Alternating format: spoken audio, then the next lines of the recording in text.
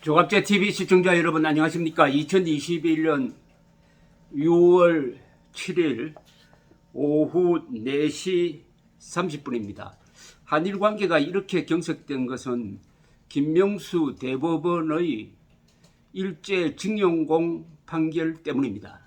일제징용공에 대한 일본 기업의 배상 책임을 인정한 2018년 판결에 대해서 일본 정부는 그것은 1965년의 한일 기본협정, 청구권 협정에 의해서 다 해결된 것이다. 이것은 국가 간의 약속을 위반한 것일 뿐만 아니라 국제 규범을 위반한 것이다. 거기에 응할 수 없다. 이렇게 돼가지고 한일 관계가 파탄이 났습니다. 요사이 문재인 대통령은 이 정세균 전 국무총리의 증언에 따르면은 이 일본 수상을 만나고 싶어 하는데 일본이 응하지를 않는다는 겁니다. 이렇게 한국의 입장을 어렵게 만든 것은 이 국제법을 무시한 말하자면 잘못된 판결이었습니다. 대법원의 판결이 외교를 망친 경우가 다른 나라에도 있는지 모르겠습니다. 원래 이 사법부는 만능이 아닙니다. 특히 외교 문제에 대해서는 이 사법 자제의 원칙이라는 게 있습니다. 사법부가 함부로 판단해서는 안 되고 외교 당국, 정부의 의견을 경청을 해야 한다. 특히 국제법을 중시해야 된다. 국제법과 국내법이 충돌하면 국제법이 우선합니다. 근데 그걸 다 무시해버리고 일종의 반일 무슨 종족주의에 기초한 이 판결로서 한일 문제뿐만 아니라 한미일 동맹관계가 어렵게 되는 사태를 초래했는데 오늘 그 대법원 판결을 뒤집어 버리는 1심 판결이 나왔습니다. 이건 놀라운 판결입니다.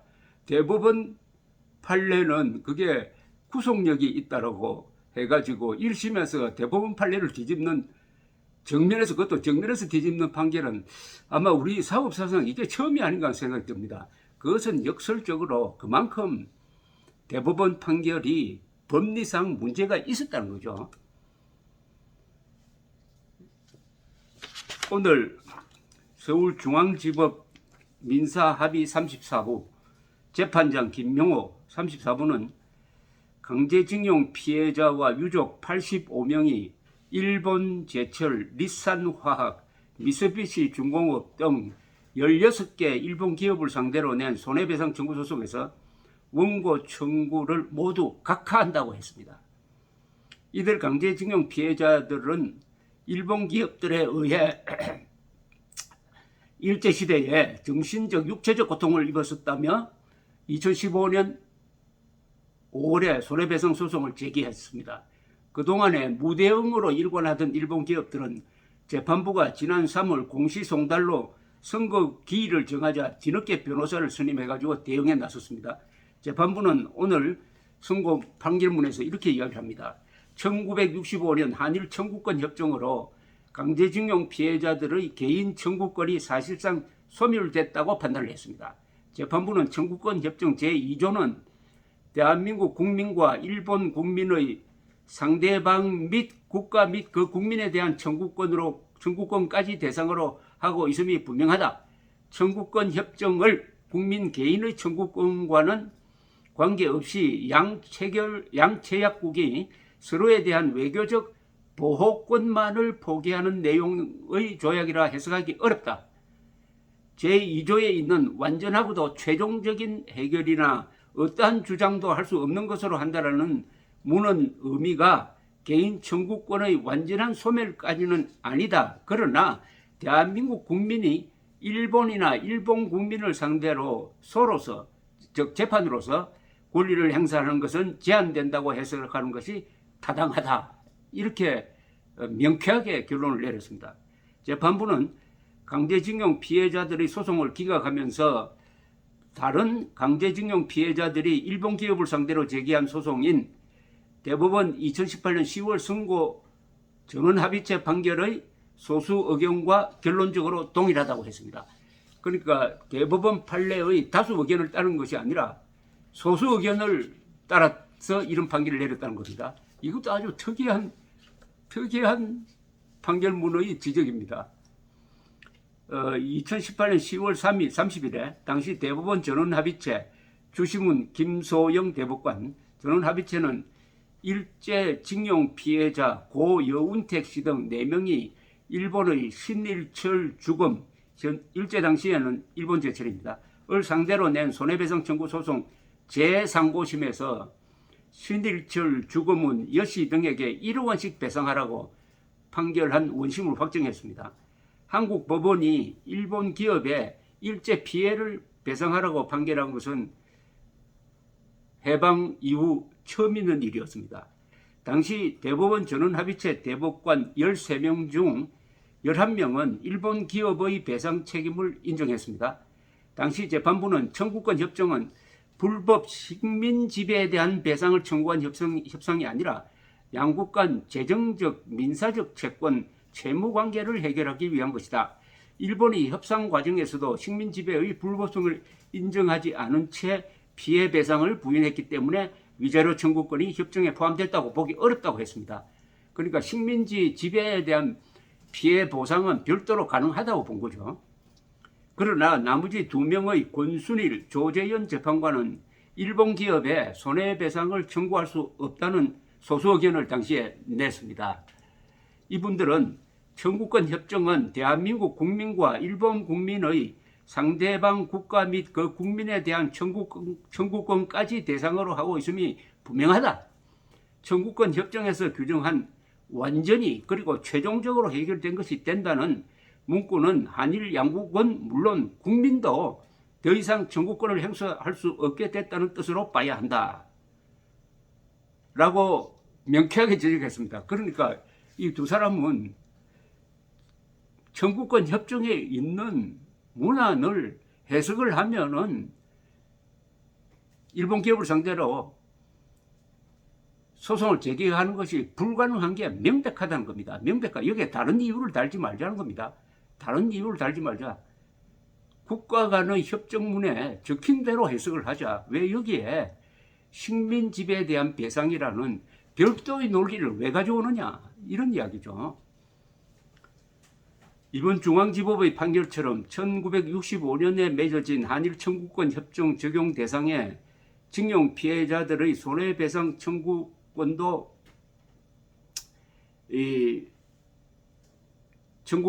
포함된다고 본 겁니다. 말하자면 청구권도 포함된다. 그러니까 강제징용 피해자들의 사정은 참 이해할 수 있지만은 한국과 일본이 국교를 정상화하면서 맺은 약속이 너무나 분명하다.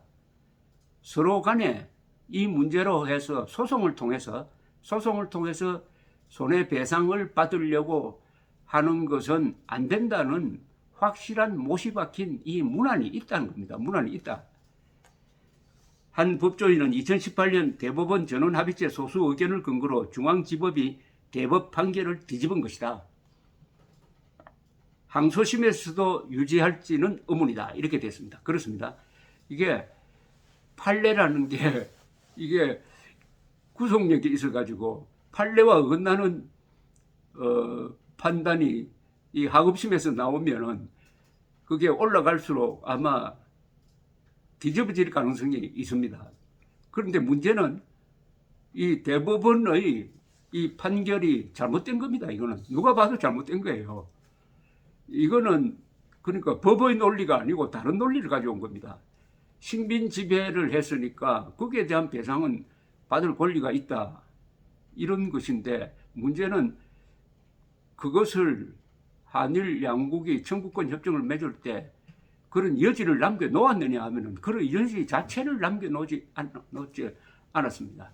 또 이게 참고로 말씀드린다면은 식민 지배를 한 나라가 종주국이죠. 식민 지배를 한 나라가 식민 지배를 받은 나라에 대해서 금전적으로 보상을 한 예는 세계적으로 거의 없습니다. 인도가 영국의 지배를 받았습니다. 그럼 영국이 인도를 독립시켜주면서 우리가 식민 지배 잘못했다 해가지고 사죄하는 의미에서 금전적 보상을 한 적이 없습니다. 다른 나라도 마찬가지입니다. 그렇다면은 이런 논리를 가지고 와가지고 한국만 특수하게 일본으로부터 배상을 받아야 되겠다 하면은 국제규범상, 국제법상은 통용되지 않는다는 겁니다. 소수 의견이 바로 그런 의견이었습니다. 감정과 국제규범은 다른 거죠. 자, 이게 참 2018년의 그 잘못된 대법원 판결이 이제는 한일 관계까지 엉망으로 만들고 이 사법부에도 참 이상한 일을 만들게 됐습니다. 1심 재판부가 얼마나 경멸하는 심정으로 이런 판결문을 썼겠습니까? 1심 재판부 한 사람이 아니잖아요. 이 세 사람이잖아요. 세 사람도 아무리 법전을 찾아봐도 아무리 국제법을 연구해봐도 대법원의 판례를 수용할 수가 없다 해서 뒤집어 버린 겁니다. 대법원 판례를 그냥 뒤집어 버린 겁니다. 앞으로 이게 또 큰 국제적 문제로 갈 가능성이 있습니다. 일본의 반응이 궁금합니다. 일본의 반응은 야, 한국에 양식이 있는 판사들이 있구나 하는 이런 의견을 보일 것으로 보이고 우리 문재인 정부가 곤혹스럽게 됐습니다. 이게 외교에 영향을 미치지 않도록 문재인 대통령이 손을 썼어야죠. 그러나 문재인 대통령은 지금까지 뭐라고 했느냐? 그건 재판부니까 재판부의 판단을 존중할 수밖에 없다라고 했습니다. 그건 말이 안 되는 거죠. 말이 안 되는 겁니다. 그렇게 앞으로 그런 이야기 하면은 이렇게 됩니다. 어떻게 양국 간에 이제 협정을 맺을 때 한국에 대해서는 이렇게 요구할 겁니다.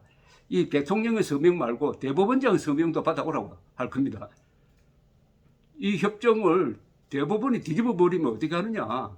그럼 우리는 외교부하고 대한민국 외교부하고 외교만 할 수 없다. 대법원하고도 외교를 해야 되겠다. 이렇게 되는 겁니다. 아까 서두에 말씀드렸던 이 외교 문제에 대한 사법 자제라는 것은 이 세상 만사를 재판으로 해결할 수 없다는 겁니다. 전문성이 있는 분야가 있다는 겁니다. 판사들이 모르는 분야가 있다는 겁니다. 그게 군사라든지 외교 분야 아니겠습니까? 거기까지 아주 좁은 시각으로 편협된 이념으로 재판을 하면은 어떻게 되느냐 하는 게 이번에 들통이 난 거 아닙니까? 2018년 김명수 대법원장의 그 대법원이 내린 잘못된 국제법 잘못됐다는 것은 이겁니다. 약속에 위반되는 겁니다. 국가 간 약속을 위반하는 이런 판결을 내려놓고 이걸 이 정부가 수습도 하지 못하고 이걸 오히려 반일 정서에 이용해 먹고 하다가 이 지경이 되었는데 그나마 하나 희망이 있다면은 1심 재판부의 이런 양심의 소리 이게 뭐 앞뒤로 이게 뒤집어질지는 모르지만은 뒤집어지는 한이 있더라도 한국에 그러나 양식이 있는 판사들이 있다는 것은 큰 위안입니다. 이걸 계기로 해가지고 빨리 정부가 리더십을 발휘해가지고 한일 관계를 정상화시키는 계기로 삼았으면 참 다행이라는 생각이 듭니다. 감사합니다.